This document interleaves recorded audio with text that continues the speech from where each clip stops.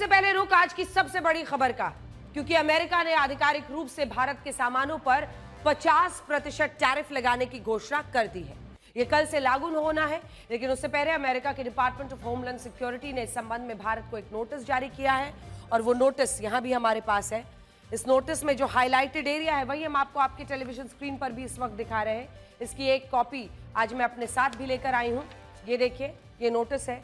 इसमें लिखा है कि अमेरिका 27 अगस्त को अपने ईस्टर्न स्टैंडर्ड टाइम के अनुसार रात 12:01 से भारत के सामानों पर अतिरिक्त 25% टैरिफ लगाएगा, और ये मौजूदा 25% टैरिफ को मिलाकर कुल 50% हो जाएगा। और वजह, अमेरिका में 27 अगस्त को रात 12:01 पर जब ये टैरिफ लागू होगा, तब भारत में कल सुबह के 9:30 बज रहे होंगे। इस नोटिस में यह भी लिखा है कि अगर भारत का कोई सामान निर्धारित समय से 1 सेकेंड बाद भी अमेरिका में पहुंचता है भारत से, तो उस पर टैरिफ की नई दरें ही लागू होंगी, जो कि 50% है। लेकिन देखिए, प्रेसिडेंट्स एग्जीक्यूटिव ऑर्डर जो वो बता रहे हैं, addressing threats to the United States by the government of Russian Federation, वही रशिया वाला बहाना। बहुत दिलचस्प है ये। आज हम कच्चा चिट्ठा कुछ खोलेंगे, ऐसी जानकारियां आपको देंगे जिसे देखकर आप भी हैरान रह जाएंगे कि अंदर ही अंदर क्या प्लानिंग बन रही थी। देखिए, इसके अलावा जो इसमें लिखा है कि भारत पर अतिरिक्त 25% टैरिफ इसलिए लगाया गया है क्योंकि भारत ने रूस से कच्चे तेल की खरीद को जारी रखा है, जो अमेरिका के लिए खतरा है। पढ़ के देखिए, सीधा शब्द क्या है, addressing threats to the United States by the government of Russian Federation which imposed a specified rate of duty on imports of articles that are products of India। Russia का खतरा, जब भारत पर टैरिफ बढ़ाना है, लेकिन उस रशिया से धंधा जब अपने आप को संभालना है। ये तो हाल है आज यूनाइटेड स्टेट्स ऑफ अमेरिका का। बताएंगे आपको, रहिए हमारे साथ, क्योंकि परतें धीरे धीरे खुलेंगी। अब मैं आपको लेकर चलती हूँ जरा बड़ी स्क्रीन पर, और ये दिखाती हूँ कि 50% टैरिफ है किन सामानों पर लागू होने वाला है और इसका असर क्या होगा।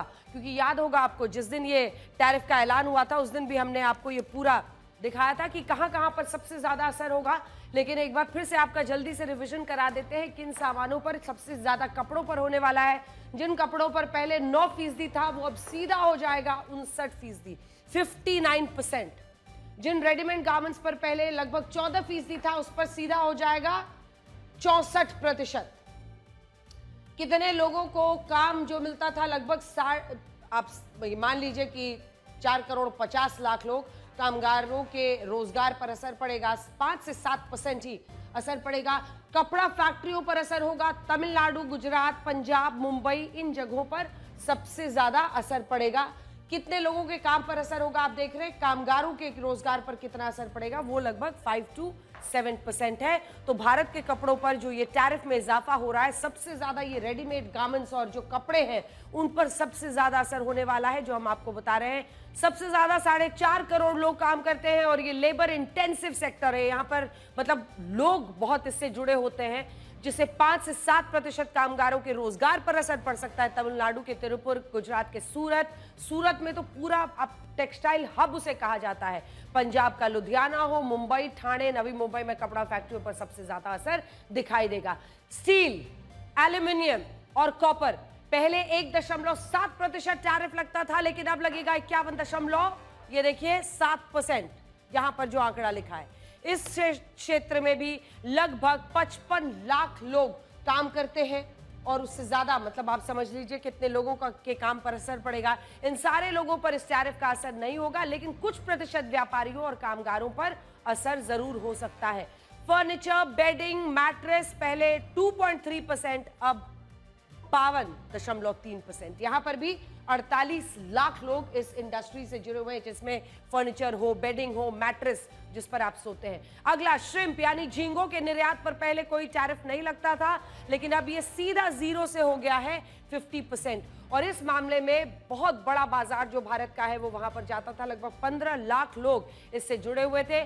50% टैरिफ यहां पर लगने की वजह से इस व्यापार पर भी असर पड़ेगा। हीरे, सोने और इससे जुड़े बाकी सामान 2.1% था, अब ये पहुंच गया है 52% पर, और 50 लाख लोग यहां पर काम करते हैं। और हमने आपको पहले भी दिखाया था कि ऐसे कई लोग हीरो और सोना के जो व्यापारी है वो अब सोच रहे हैं कि दुबई से करके अपना काम करें, क्योंकि व्यापारी कोई ना कोई रास्ता खोज ही लेते हैं और उनको दुबई के रास्ते अगर बेचते हैं तो उनको इस भारी टैरिफ से बचने का एक रास्ता मिल जाएगा। मशीनरी और मैकेनिकल अप्लायंसेस पर 1.3% था, अब हो गया है 51.3%। और देखिए यहां पर भी जो अगर आप पूरी तस्वीर बड़ी देखें तो इन तमाम सेक्टर्स में असर पड़ेगा, लेकिन कैसे आप उससे संभलेंगे इसका भी रोड मैप बन रहा है। गाड़ियों और उनके स्पेयर पार्ट्स पर 1% लगता था पहले, अब लगेगा उन पर 26% टैरिफ लागू नहीं हुआ है।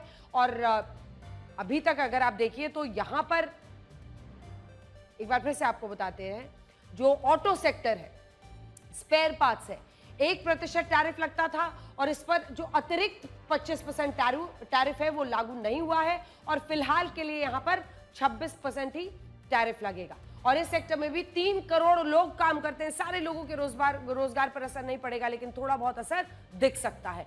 अब आ जाइए स्मार्टफोन्स पर। स्मार्टफोन्स और दवाइयां, ये फिर एक ऐसी जगह है जहां पर वो संभल जाता है, क्योंकि उसके पास सप्लाई चेन नहीं है और इसीलिए 50% टैरिफ से बाहर क्या क्या है आपको हम बता रहे हैं। एक तरफ अगर स्मार्टफोन्स है तो दूसरी तरफ दवाइयां भी हैं। ये 50% टैरिफ के दायरे से बाहर रखा गया है, लेकिन अमेरिका ने धमकी दी है कि वो कुछ वक्त के बाद इन पर भी टैरिफ की नई दरों को लागू कर सकता है। हालांकि टैरिफ की इन नई दरों पर federation of Indian export organisations ने चिंता जताई है। इस संस्था का कहना है कि अमेरिका अब तक भारत के लिए सबसे बड़ा एक्सपोर्ट पार्टनर रहा है। और देखिए, federation of India export organisation से कहता है कि अमेरिका अब तक भारत के लिए सबसे बड़ा एक्सपोर्ट पार्टनर रहा है। हम अपने निर्यात का सबसे ज्यादा 18% सामान अकेले अमेरिका को भेजते हैं और ऐसे में 50% टैरिफ लगने से भारत का सामान काफी महंगा हो जाएगा अमेरिका में। और यही बात हम पहले दिन से आपको बता रहे हैं। सबसे बड़ा झटका क्या है?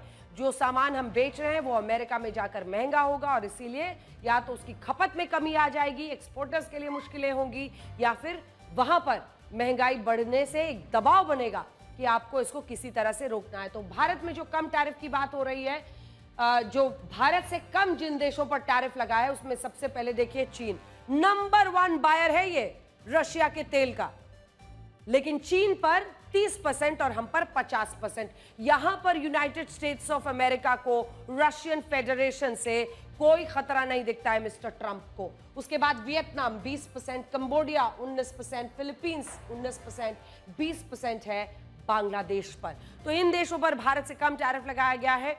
ये हमने आपको नंबर्स बता दिए हैं। टैरिफ के असर को कम करने के लिए संस्था ने सरकार से 5 मांगे की हैं। छोटे व्यापारियों और लघु उद्योग को तुरंत आर्थिक मदद दी जाए।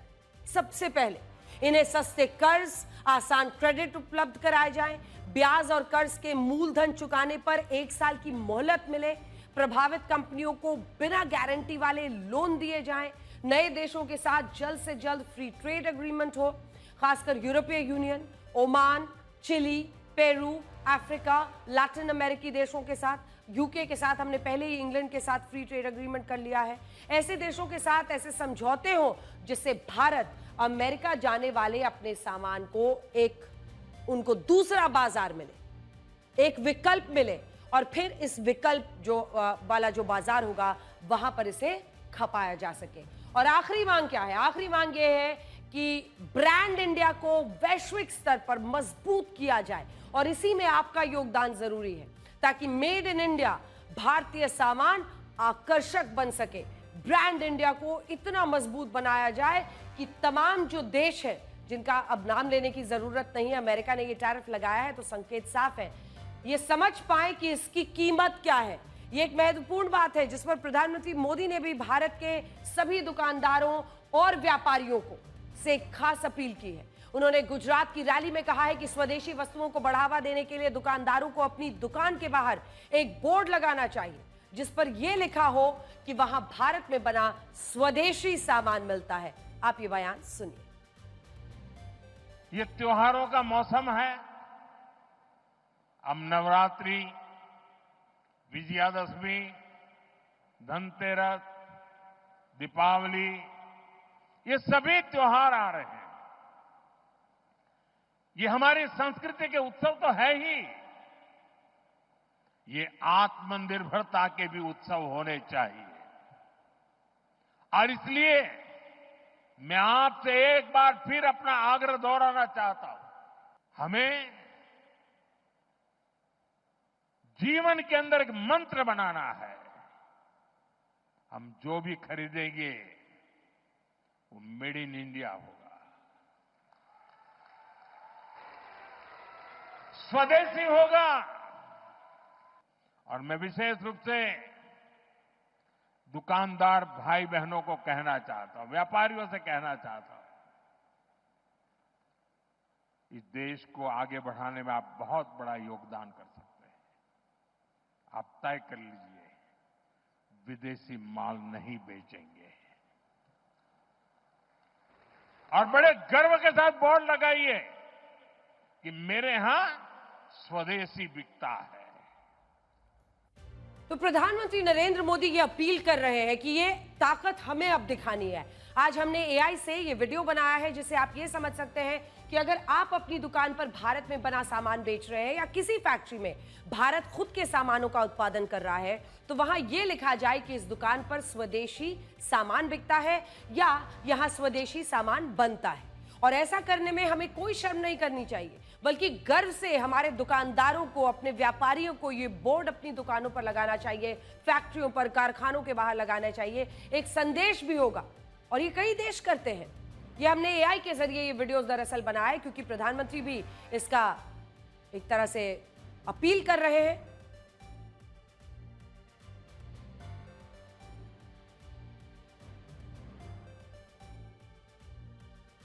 ये वो वक्त आ चुका है जब स्वदेशी पर हमें गर्व करना होगा। चीन में मेड इन चाइना को बढ़ावा देने के लिए सरकारी और निजी स्तर पर अभियान चलते हैं जिसमें दुकानों, ऑनलाइन प्लेटफॉर्म्स पर यह लिखा होता है 100% चाइनीज प्रोडक्ट्स या सपोर्ट डोमेस्टिक गुड्स। मतलब अपने आप वो ऐसे स्लोगन्स देते हैं। जापान में भी दुकानों पर अक्सर मेड इन जापान के लेबल्स प्रमुखता से दिखाई देते हैं, जबकि दक्षिण कोरिया में बाय कोरियन जैसे बड़े बड़े बोर्ड्स लगाए जाते हैं। अमेरिका में bye American, made in America और प्राउडली मेड इन यूएसए वाले बोर्ड दुकानों पर लगाए जाते हैं, जबकि इटली में कई स्टोर्स और दुकान पर बाहर बड़े से बोर्ड पर मेड इन इटली लिखा होता है, बोर्ड पर। और जर्मनी में भी मेड इन जर्मनी और वियतनाम में भी कई दुकानों और बाजारों के बाहर बोर्ड पर वियतनामीज प्रोडक्ट्स ओनली लिखा होता है, गर्व के साथ, जिससे वहां के लोग अपने देश के व्यापारियों, अर्थव्यवस्था को मजबूत करते हैं और एक गर्व की अनुभूति होती है जब अपने देश में बना सामान आप खरीदते हैं। और अब भारत में भी यही होना चाहिए। आज हम आपको एक हैशटैग दे रहे हैं और वो है हैशटैग स्वदेशी बोर्ड। अगर आप अपनी दुकान पर स्वदेशी सामान का कोई बोर्ड लगाते हैं तो उसकी तस्वीर या वीडियो इस हैशटैग पर हमारे साथ जरूर शेयर करें और हम इस तस्वीर और वीडियो को अपने इस ब्लैक एंड व्हाइट शो में दिखाएंगे। और अगर हम और आप एक टीम बन गए तो ये स्वदेशी अभियान एक बड़ा जन आंदोलन भी बन सकता है। अगर हमारे देश के लोग भारत में ही बने ज्यादातर सामानों का इस्तेमाल करते हैं तो इससे टैरिफ का असर पूरी तरह से निष्क्रिय हो जाएगा। इसका कारण क्या है? वो ये है कि भारत की अर्थव्यवस्था निर्यात पर नहीं बल्कि काफी हद तक घरेलू खपत पर निर्भर करती है। हमारे देश में सामानों की जो घरेलू खपत होती है उससे हमारी अर्थव्यवस्था की पूरी दिशा तय होती है।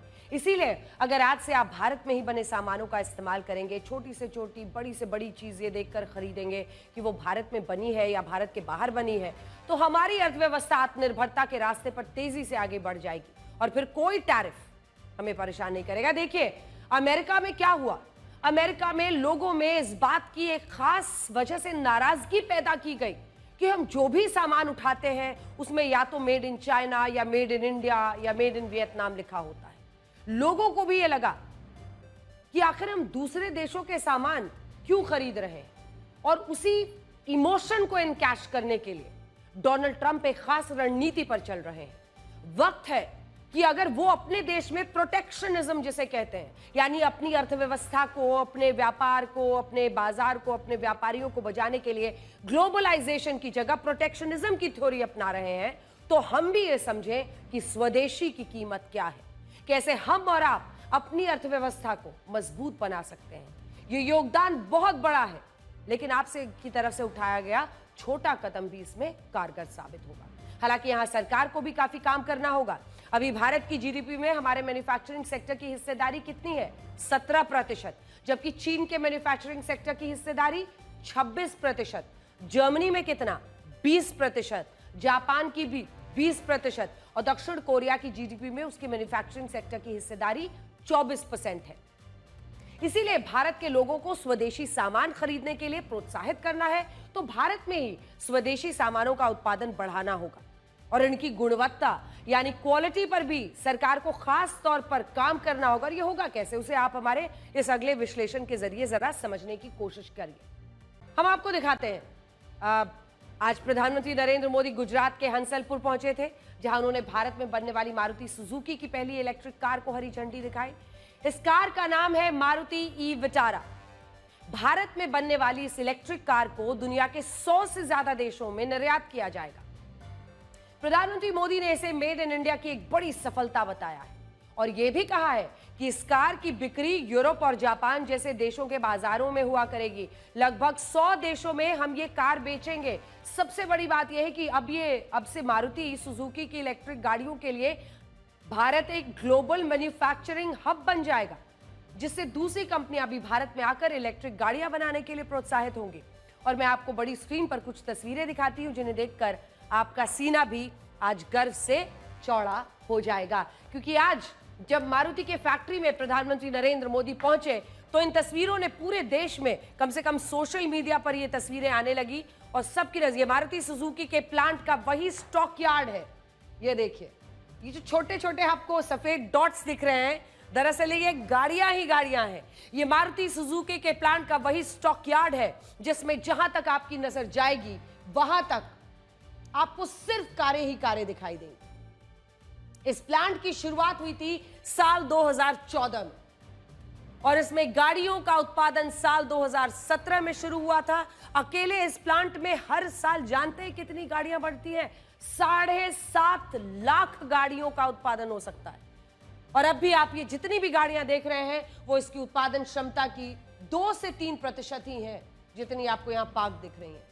और अब तो इस प्लांट में मारुति सुजुकी की इलेक्ट्रिक गाड़ियों का भी उत्पादन होगा, जो 100 से ज्यादा देशों में निर्यात होने वाली है।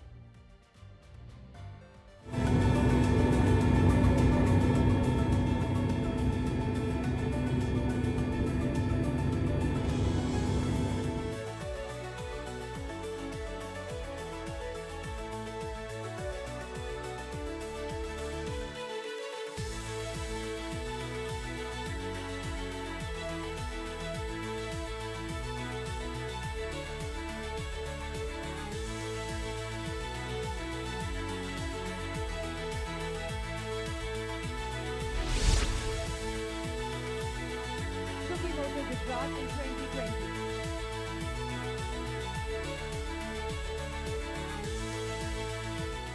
मारुति को बहुत बहुत शुभकामनाएं देता हूं और अभी तो ये टीन एज की शुरुआत है। आपको पंख फैलाने हैं, नए सपने बुनने हैं। आपके संकल्पों के लिए, उसकी पूर्ति के लिए हम पूरी शक्ति से आपके साथ हैं।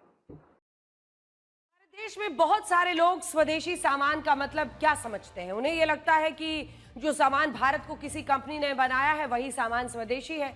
लेकिन प्रधानमंत्री नरेंद्र मोदी ने आज इसका एक अलग मतलब बताया। उन्होंने कहा है कि अगर किसी सामान में भारत के लोगों का पसीना लगा है और उस सामान को इसी देश में बनाया गया है तो वो सामान स्वदेशी है और उसे आपको बढ़ावा देना चाहिए। गर्व से स्वदेशी की तरफ चल पड़ो।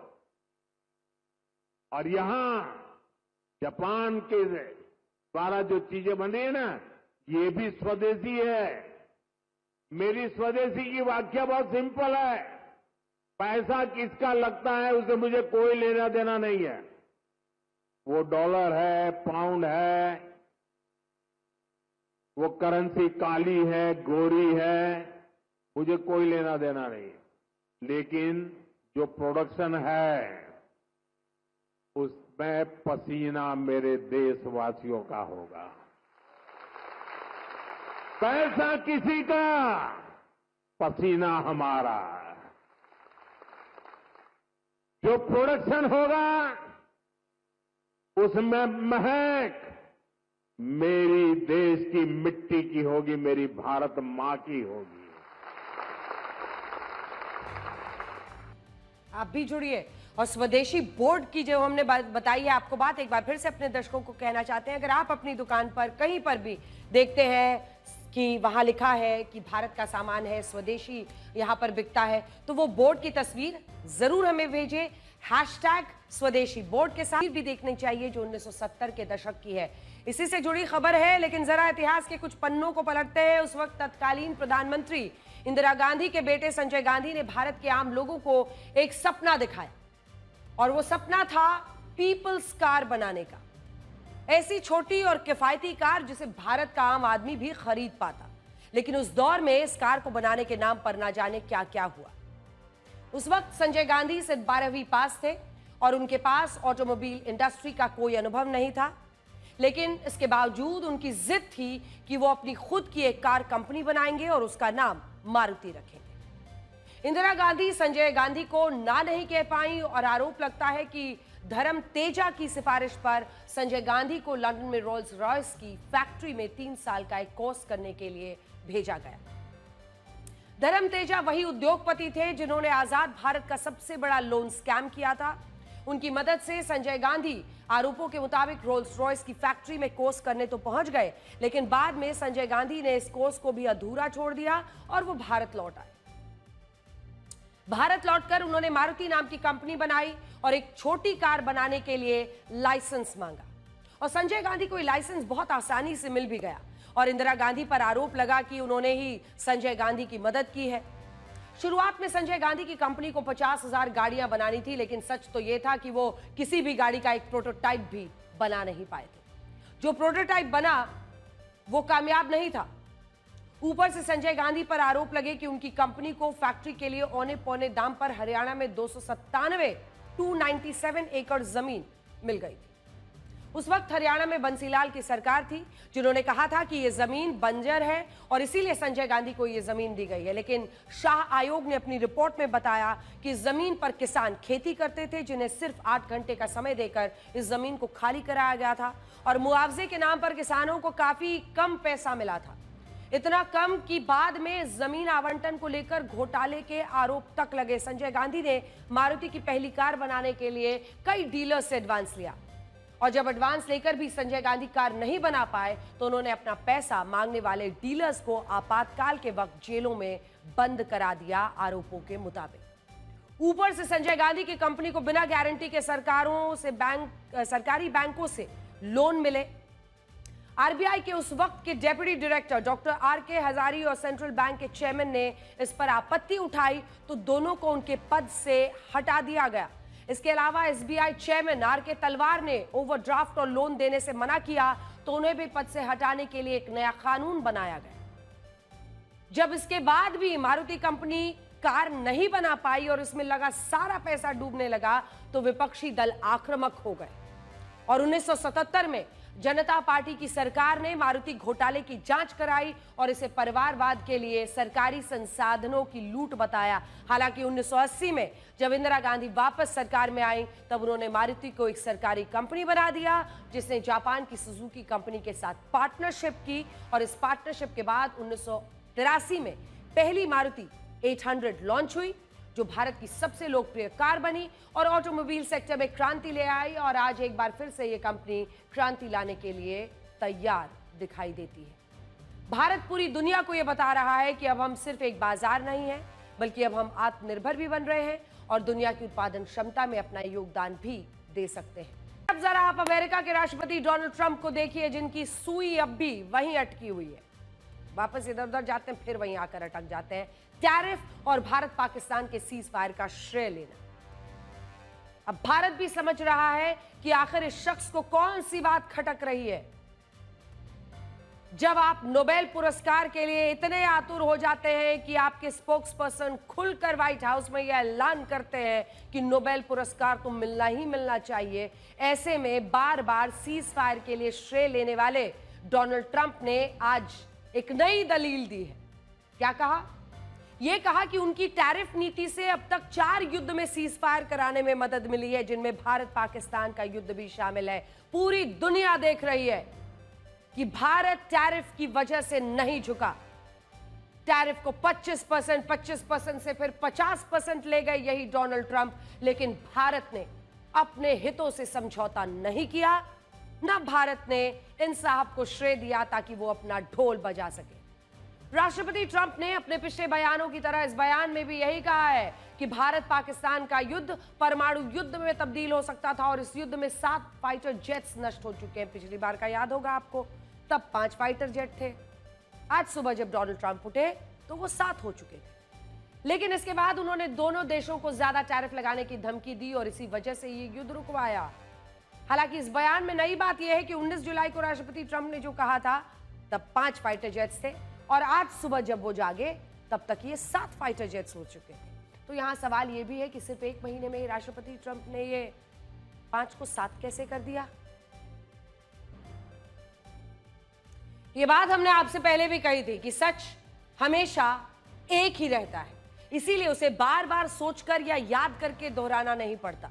लेकिन झूठ बदलता रहता है, इसीलिए जो इंसान झूठ बोलता है उसे बार बार वही झूठ याद रखना पड़ता है ताकि पकड़ा ना जाए। लेकिन जब वो उस झूठ को बदल देता है तो वो एक्सपोज हो जाता है। आप खुद समझदार हैं कि अगर राष्ट्रपति ट्रंप नष्ट हुए फाइटर जेट की संख्या को याद नहीं रख पा रहे हैं तो उनकी बातों में सच्चाई कितनी होगी। यहां अजीब बात यह है कि राष्ट्रपति ट्रंप ने अपने बयान में कहीं यह नहीं बताया कि वो भारत पाकिस्तान में ये किसके फाइटर जेट्स नष्ट होने की बात कर रहे हैं। लेकिन हमारे देश में कुछ लोग ऐसे हैं जिन्हें लगता है कि अगर राष्ट्रपति ट्रंप फाइटर जेट नष्ट होने की बात कर रहे हैं तो ये जेट हमारे ही हो। सोचिए ये भी कैसे गिद्ध मानसिकता के लोग हैं जिन्होंने अपनी सारी ताकत इस बात पर झोंकी हुई है कि भारत का नुकसान साबित हो जाए, किसी तरह से हो जाए और फिर वो सरकार को घेर सके। सरकार को घेरिए, लेकिन उसके लिए कम से कम इंतजार तो कीजिए, कम से कम सच तो जानिए, कम से कम झूठ की परतों को अपना सच बनाकर चादर की तरह ओढ़कर मत निकल जाइए। हम आपको वो दिखाते हैं जिसके बारे में पूरी दुनिया बात कर रही है। मैं आपको जरा बड़ी स्क्रीन पर लेकर चलती हूं क्योंकि आज अमेरिका दुनिया का सबसे बड़ा कर्जदार देश बन गया है। इस बात पर कई लोगों की देश के अंदर भी परेशानियां शुरू होंगी। एक बार फिर से उन्हें लगेगा कि लो देखो फिर से अमेरिका की मुश्किलें बताने लगे, लेकिन ये देखिए ना अमेरिका पर कर्ज का बोझ कैसे बढ़ रहा है। दुनिया का सबसे बड़ा कर्जदार देश बनता हुआ 48 दिनों में 86 लाख करोड़ रुपए बढ़ा है अमेरिका का कर्ज। ये कोई मामूली आंकड़ा नहीं है, 86 लाख करोड़, 1000 का मामला नहीं है, 86 लाख करोड़ है। हर दिन लगभग 1.25 लाख करोड़ की बढ़ोतरी हो रही है, जिससे आप अंदाजा लगा सकते हैं 1,81,000 करोड़ की बढ़ोतरी हो रही है। और अमेरिका का कर्ज का जो बोझ है वो किस तरह से बढ़ रहा है। कुल कर्ज 3,205 लाख करोड़ रुपए पहुंच चुका है और आप देख सकते हैं कि इसमें इतने जीरोज हैं कि गिनते गिनते आप थक जाएंगे। 1 2 3 4 5 6 7 8 9 10 11 12 जीरो तो यहां पर है। तो कुल कर्ज इतना पहुंच चुका है अमेरिका का। और जब आप इस आंकड़े को देखेंगे तो ये 3,205 लाख करोड़ रुपए का कर्ज है। आज अमेरिका पर उसकी जीडीपी के 124% के बराबर कर्ज है, जिसका मतलब यह है कि अमेरिका की जितनी बड़ी अर्थव्यवस्था नहीं है उससे कहीं ज्यादा तो उस पर कर्ज हो गया है। आपके सामने पूरा ग्राफ है। अगर आप दूसरे देशों से तुलना करेंगे तो अमेरिका के बाद ब्रिटेन पर जो टैरिफ है वो आप देखिए, लेकिन कर्ज में डूबा अमेरिका आज कहां पर पहुंचा है देखिए। जो 1970 में लगभग 40% के आसपास था, 40% के आसपास था, वो लगभग 1980 में 30% बेहतर करता है। यहां पर भी उतार चढ़ाव लगे रहते हैं, लेकिन 100% वो 2010 में पहुंचा था। उसके बाद से ये ऊपर जाने का सिलसिला किस तरह से आगे बढ़ा है, जिसमें 2015-20 के आसपास आप देख रहे हैं 132% और अभी 2025 में एक बार फिर से 124% जीडीपी के प्रतिशत के रूप में हम कर्ज में डूबे अमेरिका के आंकड़े आपको दिखा रहे हैं। अगर आप दूसरे देशों से तुलना करेंगे तो अमेरिका के बाद ब्रिटेन पर 101.8% का, ये देखिए ब्रिटेन में 101.8% है। किस देश पर कितना कर्ज है ये हम आपको बता रहे हैं। सोर्स भी बता देते हैं, CEIC डेटा एंड स्टेटिस्टा इसका सोर्स है हमारा। और इसमें आप अन्य देशों को देखेंगे तो सबसे ज्यादा जापान है 251%, लेकिन इटली हो वहां भी ज्यादा 135 है, लेकिन अमेरिका भी 124 पर पहुंचा हुआ है। चीन और भारत आप देख रहे हैं तो चीन पर 88.3% है और भारत पर 83% है। किस देश पर कितना कर्ज है, इन आंकड़ों में हम आपको नंबर्स दिखा रहे हैं। अमेरिका की सरकार अपनी सेना या स्वास्थ्य क्षेत्र से ज्यादा पैसा अपने कर्ज का ब्याज चुकाने पर खर्च करती है और सरकार के बजट का 14% पैसा सिर्फ ब्याज चुकाने में जा रहा है। 14% सिर्फ ब्याज में। सामाजिक सुरक्षा में 22%, लेकिन नंबर 2 पर चिकित्सा के साथ टाई करने वाला ये जो कर्ज है देश पर, उसका ब्याज चुकाने में जा रहा है स्वास्थ्य में 13% और 13% रक्षा में जाता हुआ दिखाई दे रहा है। तो ये है पूरा खाका अमेरिका के खर्च का। राष्ट्रपति ट्रंप कह रहे हैं कि वो टैरिफ की नीति से अमेरिका को फिर से महान बनाएंगे, लेकिन आप खुद देख सकते हैं कि 2025 की पहली तिमाही में अमेरिका का जीडीपी ग्रोथ रेट -0.3% हो चुका है। ये देखिए, जो अमेरिका क्वार्टर 4 में 2023 के ऊपर था, क्वार्टर 1 में भी ऊपर था। ये US bureau of economic analysis हमारा सोर्स है। क्वार्टर 1, क्वार्टर 2, क्वार्टर 3, क्वार्टर 4 हमेशा में वो पॉजिटिव में रहा, लेकिन क्वार्टर 1 में साल 2025 में 0.3% ये हो गया है। तो ये आपको पूरी तस्वीर दिखा रहे हैं, लेकिन फिर भी राष्ट्रपति ट्रंप भारत को डेड इकोनॉमी बताते हैं, जबकि खुद उनकी ग्रोथ रेट माइनस में चल रही है। भारत की पिछली तिमाही में जीडीपी ग्रोथ रेट कितना था, ये अमेरिकियों को बताना पड़ेगा, डोनाल्ड ट्रंप को बताना पड़ेगा। जीडीपी ग्रोथ रेट पिछली तिमाही में भारत का था 7.4%, जो आप यहां पर देख रहे हैं, और बगल में है इधर देखिए -0.3 अमेरिका का, और भारत का कंपैरिजन में देखिए 7.4%। ये अमेरिका के 0.3 के मुकाबले भारत का 7.4 हम आपको दिखा रहे हैं। तो कुल मिलाकर तस्वीर साफ है, लेकिन कुछ लोग इसको देखना नहीं चाहते हैं। राष्ट्रपति ट्रंप ये कह रहे हैं कि टैरिफ से अमेरिका का खजाना भरने वाला है, लेकिन आंकड़े बताते हैं कि जुलाई महीने में टैरिफ से अमेरिका को 1,81,000 करोड़ रुपए का रेवेन्यू मिला है, जबकि इसी महीने में अमेरिका का कर्ज 25 लाख करोड़ रुपए बढ़ा है।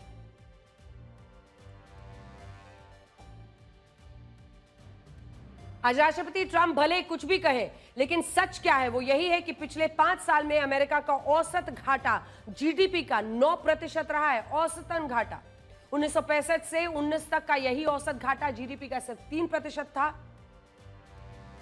सुनिए क्या कह रहे हैं। आज पूरी दुनिया में राष्ट्रपति ट्रंप के उस इनक्रेडिबल कार्ड की भी चर्चा हो रही है जिससे उन्होंने चीन को धमकाने की कोशिश की है। राष्ट्रपति ट्रंप ने कहा है कि उन्होंने अपने पास चीन के लिए ऐसे इनक्रेडिबल कार्ड्स रखे हैं जिससे चीन बर्बाद हो सकता है, और उन्होंने चीन पर 200% तक टैरिफ लगाने की धमकी भी दे दी है। पोकर जैसे खेल में इनक्रेडिबल कार्ड को स्ट्रॉन्ग कार्ड भी कहते हैं, जो विरोधी पर बुरा असर डाल सकता है, और यहां राष्ट्रपति ट्रंप भी ऐसे ही किसी कार्ड की बात करके चीन को डरा रहे हैं। अब ये कार्ड कौन से हैं? पहला, अमेरिका के बिना चीन यात्री विमानों को विकसित नहीं कर सकता, क्योंकि इनमें इंजन, ब्रेक, सेंसर, सॉफ्टवेयर जैसे सामानों का बड़ा हिस्सा अमेरिकी कंपनियों से आता है। अगर अमेरिका इन सामानों के निर्यात पर रोक लगा दे तो चीन की एविएशन इंडस्ट्री को भारी नुकसान होगा। और राष्ट्रपति ट्रंप ने दावा भी किया कि अब जब अमेरिका ने कुछ पुर्जों के निर्यात पर रोक लगा दी थी तो चीन के 200 जहाज उड़ ही नहीं पाए थे। दूसरा, दुनिया में कच्चे तेल और नेचुरल गैस की सप्लाई पर अमेरिका का काफी अच्छा खासा नियंत्रण है, और अमेरिका और उसके सहयोगी देशों का वैश्विक तेल बाजार पर दबदबा है। इसलिए वो चाहे तो चीन के कच्चे तेल और गैस के निर्यात को प्रभावित करके चीन में महंगाई का विस्फोट करा सकता है, उसकी अर्थव्यवस्था को भी झटका दे सकता है। अभी चीन कच्चे तेल और नेचुरल गैस के मामले में आत्मनिर्भर नहीं है। कच्चे तेल का 74% और नेचुरल गैस का 46% हिस्सा वो दूसरे देशों से लेता है, और अब राष्ट्रपति ट्रंप इसी सप्लाई पर असर डालने की धमकी दे रहे हैं। तीसरा card technology and trade ban को लेकर हो सकता है। अमेरिका चाहे तो वो high and data centre chips, artificial intelligence और हाईटेक मशीनों का निर्यात चीन को रोक सकता है, जिससे चीन की इंडस्ट्री और मिलिट्री दोनों प्रभावित हो सकती है। तो आप जियोपॉलिटिक्स के इस खेल को समझिए कि यहां हर देश एक दूसरे की दुखती रग पकड़कर बैठा है, और जैसे ही उन्हें अपनी बात ऊपर रखनी होती है तो वो इस नस को दबाना शुरू कर देते हैं ताकि विरोधी को दर्द हो और उस पर एक दबाव बने। लेकिन कई देश हैं जो तटस्थ खड़े हैं, और उनमें से एक देश भारत है। देखिए, राष्ट्रपति ट्रंप ने खुद को दुनिया का जज घोषित कर दिया है। वो अपने हिसाब से हर देश को धमकाते हैं। आप भारत को ही देख लीजिए। अमेरिका ने भारत पर 50% टैरिफ ये कहते हुए लगाया कि हम रशिया से कच्चा तेल खरीद रहे हैं और रशिया ये पैसा युद्ध में हथियारों पर खर्चा कर रहा है। और अब तो कह रहे हैं कि अमेरिका को जो थ्रेट है रशिया से, उसमें मदद कर रहा है वो तेल खरीद कर भारत। लेकिन क्या आपको पता है कि इसी महीने, ये खबर जरा ध्यान से सुनिएगा, इसी महीने 15 अगस्त को जब राष्ट्रपति डोनाल्ड ट्रंप और राष्ट्रपति व्लादिमीर पुतिन की मुलाकात होनी थी, तब दुनिया को तो यह बताया गया कि यह मुलाकात यूक्रेन युद्ध रुकवाने के लिए हो रही है। लेकिन अब पता चल रहा है कि शिखर सम्मेलन में अमेरिका और रशिया के अधिकारियों ने कच्चे तेल और ऊर्जा से जुड़े सौदों पर भी चर्चा की थी। तो ध्यान से सुनिए, तेल और ऊर्जा खरीद पर भारत के रशिया से ये हमें आंखें दिखा रहे हैं, 50% टैरिफ लगा रहे हैं। और अभी अभी ये अलास्का में जो बैठक हुई है कुछ दिन पहले, इसमें दोनों ही तरफ के जो अधिकारी हैं वो आपस में, अमेरिका और रशिया के अधिकारियों ने कच्चे तेल और ऊर्जा से जुड़े सौदों पर चर्चा की थी। रूस को यह भी ऑफर दिया गया कि उसके एलएनजी प्रोजेक्ट्स के लिए अमेरिका अपने उपकरण बेचने के लिए तैयार है, जिन पर अभी प्रतिबंध है। इसके अलावा इसी अमेरिका ने राष्ट्रपति पुतिन के सामने यह प्रस्ताव रखा कि वो रशिया से न्यूक्लियर पावर्ड आइस ब्रेकर्स यानी परमाणु आइस ब्रेकर जहाज खरीदने के लिए तैयार है, लेकिन रशिया इस पर सहमत नहीं हुआ। रॉयटर्स की एक रिपोर्ट के मुताबिक, ये रॉयटर्स की रिपोर्ट है जो ये कहती है इस मुलाकात में राष्ट्रपति ट्रंप ये भी चाहते थे कि अलास्का समिट के बाद एक बड़ा निवेश सौदा हेडलाइन बने ताकि वो इसे अपनी उपलब्धि बता सके। लेकिन सोचिए, यही राष्ट्रपति ट्रंप भारत पर रशिया से कच्चा तेल खरीदने के लिए बहाना बनाकर 50% टैरिफ लगाने की बात करते हैं। आपको यह बताते हैं कि भारत में जब भी घुसपैठ और अवैध प्रवासियों को देश से निकालने की बात होती है तो इसके विरोध में कई संगठन खड़े हो जाते हैं। इन सब की यह दलील होती है, मजबूर अवैध शरणार्थी अगर हमारे देश में रह भी लेंगे तो क्या हो जाएगा। असम में अवैध बांग्लादेशियों के खिलाफ एक मुहिम चल रही है, उन्हें वापस भेजा जा रहा है। कई समाजसेवी संगठन हेमंता सरकार को इसके लिए गलत ठहरा रहे हैं। इसी मुद्दे पर समाजसेवी सैयदैन हमीद का एक बयान वायरल हो रहा है। इसमें वो कह रही हैं कि दुनिया इतनी बड़ी है, अगर अवैध बांग्लादेशी यहां हैं तो क्या हो। जो लोग ये सोच रहे हैं कि किसी देश में अवैध शरणार्थियों के होने से क्या फर्क पड़ता है, उनको बता दें कि बांग्लादेश अवैध प्रवासियों की वजह से दिवालिया होने लगा है। बांग्लादेश में अवैध प्रवासी इतनी बड़ी समस्या बन गए हैं कि अब बांग्लादेश के चीफ एडवाइजर मोहम्मद यूनुस दुनिया के बड़े बड़े देशों से मदद मांग रहे हैं, क्योंकि उनका कहना है कि देश के संसाधन खत्म होते जा रहे हैं। इस वक्त बांग्लादेश में 13 लाख रोहिंग्या घुसपैठिए हैं जो पिछले कई वर्षों से वहां की सरकार के भरोसे रह रहे हैं। रोहिंग्याओं की जनसंख्या बांग्लादेश सरकार के लिए बड़ी मुसीबत बन गई है, क्योंकि देश के संसाधनों का बड़ा हिस्सा उन्हें पालने में खर्च हो रहा है। तो दूसरे देशों से मदद मांग रहा है बांग्लादेश, क्योंकि अपने देश के अंदर आए हुए घुसपैठियों से वो इतना परेशान है। लेकिन जब बांग्लादेशी घुसपैठिए देश में आते हैं तो उनको लेकर आपने बातें सुन ही ली। म्यांमार में भगाए गए रोहिंग्या मुसलमान बांग्लादेश के कॉक्स बाजार में रहते हैं। कॉक्स बाजार को दुनिया का सबसे बड़ा शरणार्थी शिविर भी कहा जाता है। बांग्लादेश में आज जो समस्या पैदा हो रही है, मुमकिन है कि अगले कुछ दशक में ऐसी समस्या यहां ना हो जाए। देखिए, फिलहाल भारत में करीब 2 करोड़ अवैध बांग्लादेशी और 40,000 अवैध रोहिंग्या बताए जाते हैं। और यह डेटा साल 2017 में संसद में पेश किया गया था। उसके बाद से आप देख ही रहे हैं कि लगभग 8 साल बीत चुके हैं। इसके बाद से इससे संबंधित कोई जानकारी नहीं दी गई। यानी देखा जाए तो अगर इन अवैध बांग्लादेशियों और रोहिंग्याओं को वापस नहीं भेजा गया है तो आज इनकी संख्या काफी बढ़ चुकी होगी। जिस तरह से रोहिंग्या बांग्लादेश और भारत के लिए मुसीबत बन गए हैं, इसी तरह ये म्यांमार के लिए मुसीबत बन गए थे। म्यांमार की सेना और सरकार पिछले 47 वर्षों से रोहिंग्या को भगा रही है और इसके पीछे उनकी कई वजह है।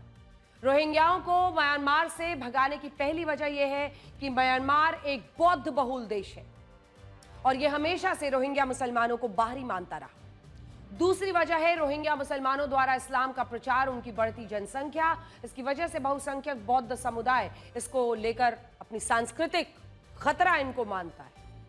तीसरी वजह, म्यांमार आखिर रोहिंग्याओं को क्यों भगाता है? तीसरी वजह है कि आतंकी संगठन अराकान रोहिंग्या साल्वेशन आर्मी, यह आतंकी संगठन म्यांमार में आतंकी हमले कराता है। कई रोहिंग्या मुसलमानों को इन आतंकी गतिविधियों में लिप्त पाया जाता रहा है। रोहिंग्या मुसलमानों पर आरोप है कि वो बौद्ध लोगों के धर्म परिवर्तन में भी जुटे हुए थे। इसकी वजह से म्यांमार के बौद्ध धर्मगुरु नाराज हुए। बौद्ध धर्मगुरुओं ने रोहिंग्या मुसलमानों के खिलाफ आंदोलन छेड़ा, जिसको म्यांमार सेना का भी पूरा समर्थन मिला। 2017 में बौद्ध समुदाय ने रोहिंग्याओं के खिलाफ सबसे बड़ा आंदोलन छेड़ा था, जिसमें हजारों रोहिंग्या मारे गए थे और लाखों भगाए गए थे। इसको यूएन ने एथनिक क्लेंजिंग यानी जातीय संहार का उदाहरण बताया था। हालांकि यह पहली बार नहीं था जब रोहिंग्या के खिलाफ म्यांमार में इस तरह के कदम उठाए गए हों। हालांकि किसी भी समाज या किसी धर्म से जुड़े लोगों के खिलाफ या किसी भी देश से जुड़े लोगों के खिलाफ इस तरह का संहार कहीं भी नहीं होना चाहिए। लेकिन ये इतिहास के पन्नों को आप पलटेंगे तो ये तस्वीर पाएंगे। साल 1978 में म्यांमार में पहली बार ऑपरेशन ड्रैगन किंग चलाया गया, जिसमें 2.5 लाख रोहिंग्या भगाए गए थे। इसके तहत अवैध घुसपैठियों को भगाया जाना था। इसके बाद साल 1991 और 92 में operation clean and beautiful nation चलाया गया। इस दौरान करीब 3 लाख रोहिंग्या देश छोड़कर भाग गए। साल 2017 में रोहिंग्या मुसलमानों के खिलाफ 7 लाख, आप सोचिए 17 में रोहिंग्या मुसलमानों के खिलाफ सबसे बड़ा ऑपरेशन चलाया गया, जिसमें करीब 7 लाख रोहिंग्या देश छोड़कर भागे। 24-25 में साल 2024-25 में करीब 1.5 लाख नए रोहिंग्या मुसलमानों को म्यांमार ने भगाया, जो बांग्लादेश में रह रहे हैं। और इसी वजह से आज बांग्लादेश मदद की गुहार लगा रहा है और अपने अंदर, देश के अंदर इस कुव्यवस्था से परेशान हो रहा है। बांग्लादेश से लगती सीमा की वजह से ये लोग बांग्लादेश में बसने लगे। अब ये लोग वहां की सरकार पर बोझ बन गए हैं। इसीलिए यूनुस सरकार ने यूएन और अन्य देशों से रोहिंग्या मुसलमानों की समस्या का एक स्थायी समाधान मांगा है। अगर ये स्थायी समाधान नहीं मिला तो मुमकिन है कि बांग्लादेश भी रोहिंग्याओं से छुटकारा पाने के प्रयास शुरू कर देगा। अब आपको पहाड़ों पर बरस रही आफत के बारे में बताते हैं। जम्मू कश्मीर, हिमाचल प्रदेश, अरुणाचल प्रदेश में बाढ़, बारिश और भूस्खलन से हालात बहुत खराब हो चुके हैं। जम्मू में इतनी बारिश हुई कि कई शहर पानी से लबालब हो गए। हिमाचल प्रदेश में लगातार बारिश की वजह से हालात खराब है। कई नदियां उफान पर है। मनाली में तेज बारिश की वजह से जो परिस्थितियां हैं, देखिए हम आपको बताते हैं कि मनाली में जो मकान है, दुकानें हैं, वो बह रही हैं। वैष्णो देवी की यात्रा, सोचिए कटरा में वैष्णो देवी यात्रा मार्ग में बड़ा हादसा हुआ। लैंडस्लाइड की चपेट में आने से 5 लोगों की मौत हो गई। आज सवाल यह है कि आखिर हमारे पहाड़ों को ये क्या हुआ, ये बारिश को जरा भी बर्दाश्त क्यों नहीं कर पा रहे।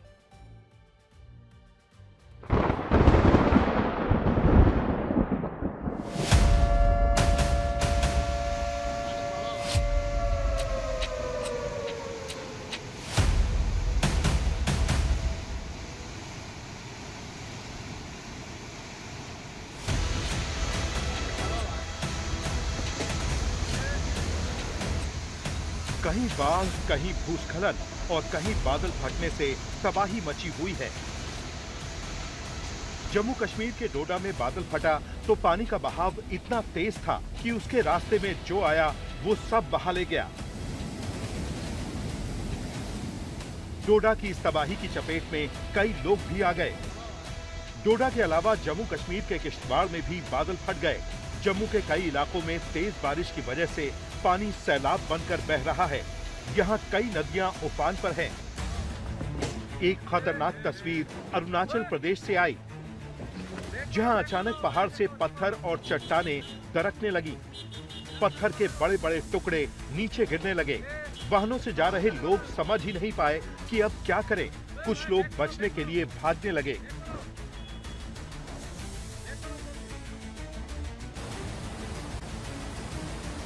हिमाचल प्रदेश के कुल्लू मनाली में हम आपको भारतीय नौसेना के 2 महारथियों से मिलवाना चाहते हैं, गर्व से मिलवाना चाहते हैं। इनमें एक का नाम है आईएनएस हिमगिरी और दूसरे महारथी का नाम है आईएनएस उदयगिरी। आज विशाखापट्टनम में रक्षा मंत्री राजनाथ सिंह ने इन दोनों महारथियों को नौसेना के सुपुर्द कर दिया है। आईएनएस हिमगिरी और आईएनएस उदयगिरी भारतीय नौसेना के स्टेल्थ फ्रिगेट्स यानी युद्धपोत है और इन्हें नौसेना में कमीशन किया गया है। इन दोनों युद्धपोतों को नौसेना के प्रोजेक्ट 17A के तहत तैयार किया गया और इन्हें गाइडेड मिसाइल युद्धपोत भी कहा जाता है, क्योंकि ये ब्रह्मोस और बराक मिसाइलों से भी लैस होंगे।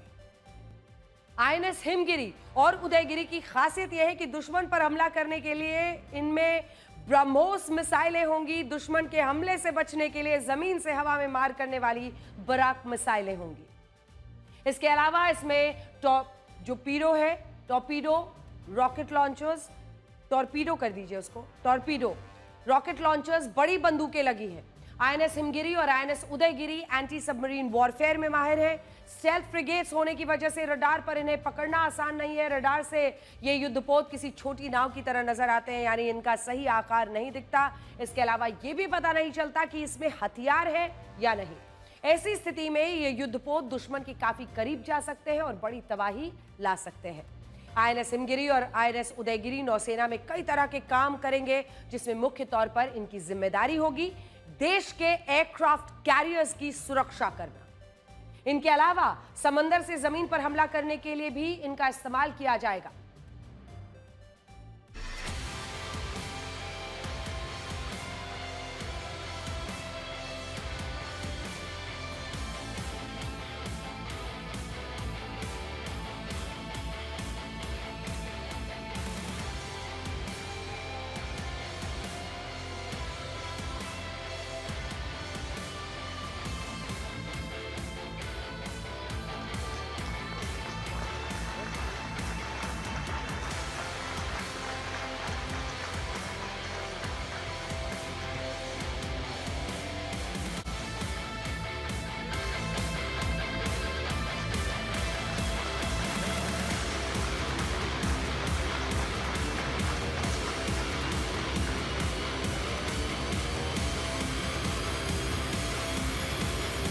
DRSC द्वारा निर्मित हिमगिरी और एमडीएल द्वारा निर्मित उदयगिरी, ये दोनों अत्याधुनिक वारशिप्स हैं जिन्हें पूरी तरह भारत में ही निर्मित किया गया है। इन वारशिप्स के हथियार और सेंसर पैकेज इन्हें सागर का अजेय प्रहरी बनाते हैं।